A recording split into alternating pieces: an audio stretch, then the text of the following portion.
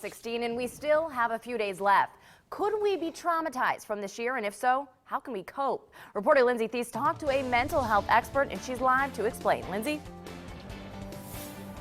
That's right. Well, we're here at the Alamo Draft House, and I'll tell you how they're kind of coping with some of the downsides of 2016 in just a little bit. But here's what we want to do. You always see a lot of these year-ender stories. We took to Facebook because I wanted to ask folks a couple of things. First, what was your high and low of 2016? And if you could sum up the year in one word, what would it be? Take a look. We asked folks on Facebook, in one word, how would you describe 2016? And here are a few that we had. Heartbreaking, divisive, over, numb. What do you think of when you hear some of those words? What's your reaction? I can relate to all of them. Yeah, it was heartbreaking. It's not over, though. That's the only one. As we're waiting through the last days of 2016, mental health pro Catherine Kitty Brome is helping those who feel like they need to cope.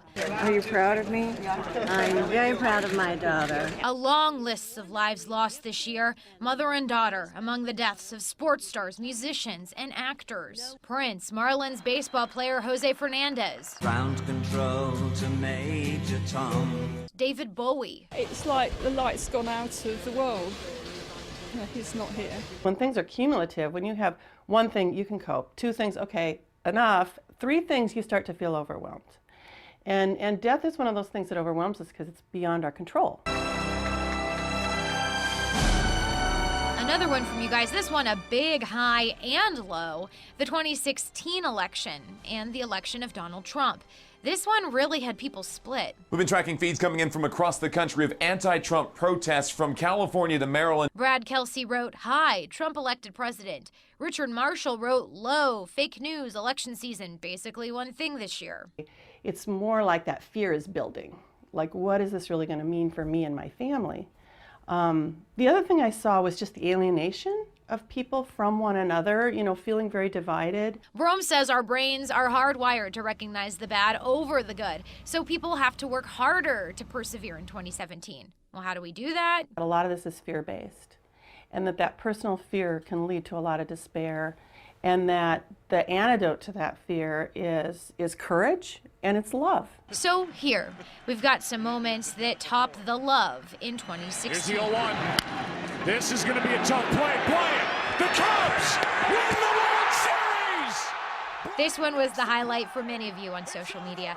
Arch wrote, "Hi, the Cubs winning the World Series, ending the team's 108-year-old drought." There was Pokemon Go. That got a lot of folks outside and moving. I tell your mother, what?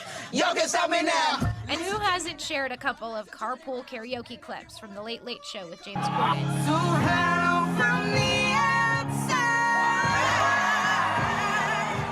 This ride with Adele was shared more than 60 million times on YouTube. Oh, and of course, Omaha was good too. Who could forget the elephants arriving at the zoo? And what about Omaha Gives? In one day, people donated nearly $9 million to local nonprofits. So sing on and smile on, Omaha. And most of all, good luck in the new year. Are you ready? Yeah, I'm ready. Jump!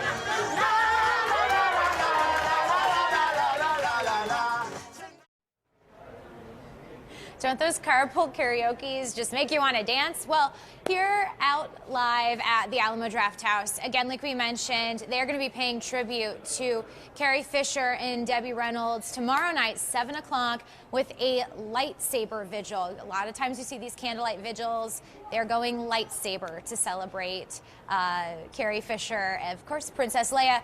They're also going to have some screenings next week as well. We're live in La Vista. I'll send it back to you guys. Well, as Lindsey just pointed out, some goods and highs of 2016. And another thing has been our weather. We've watched a lot of news stories about the East Coast and parts of even the West Coast with Washington State getting pounded with snow, and we've been pretty lucky. Pretty good. Just had to cope with a few tornadoes on Christmas Day and some